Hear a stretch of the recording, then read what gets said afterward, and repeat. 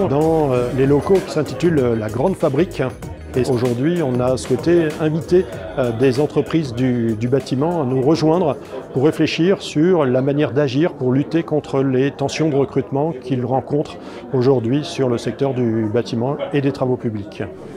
En région Île-de-France, la région est particulièrement confrontée à ces tensions de recrutement. Pour l'année 2022, les entreprises nous signalent avoir besoin de plus de 50 000 besoins de recrutement et ça représente en fait une augmentation de l'ordre de 15% en Île-de-France de leurs besoins de recrutement sur le secteur du BTP.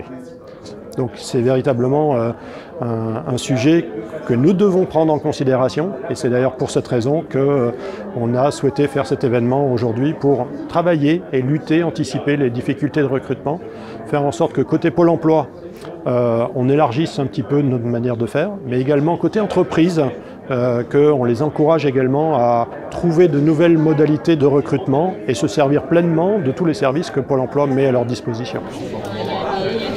Sur la thématique formation, nous déployons une offre de formation avec la région Île-de-France. Au total, pour l'année 2022, c'est plus de 130 000 places de formation qui sont proposées et 90 000 pour le deuxième semestre de l'année 2022. L'enjeu, c'est de faire connaître ces formations. Entre autres initiatives, Pôle emploi propose notamment des réunions d'information thématiques, en partenariat avec les acteurs régionaux. Aujourd'hui, c'est à la Maison de l'Emploi de Pantin que se tient l'une d'elles. Arsenio est une start-up dans l'éducation et la construction qui organise des formations intensives autour de la construction digitale et durable. Nous sommes dans les locaux de la Maison de l'Emploi, notre partenaire.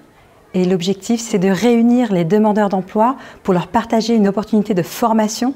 Alors effectivement, on travaille avec Arsenio, qui est un centre de formation qui s'est rapproché en fait de la Maison de l'Emploi, qui a fait appel à nous pour une opportunité de formation de coordinateur, donc BIM.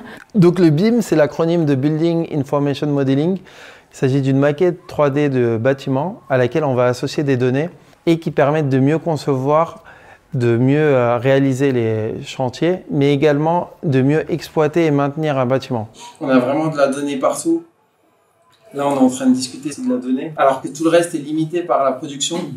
Alors, les profils sont un peu spécifiques. Les personnes ont au moins un bac+2 et des années d'expérience, en tout cas dans le BTP. Aujourd'hui, on avait des gens qui avaient déjà de l'expérience en tant que conducteur de travaux ou en tant qu'architecte.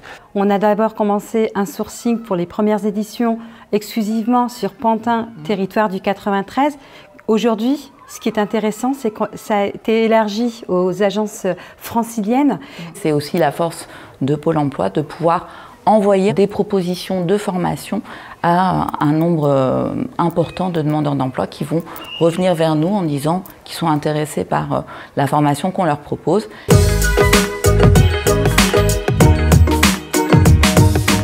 Donc là, nous sommes sur la 3e édition. On poursuit et on continuera à proposer cette opportunité au public, aux demandeurs d'emploi, tout simplement parce que sur les précédentes sessions, nous avons plus de 75% de sorties positives, c'est-à-dire d'embauche à l'issue de la formation.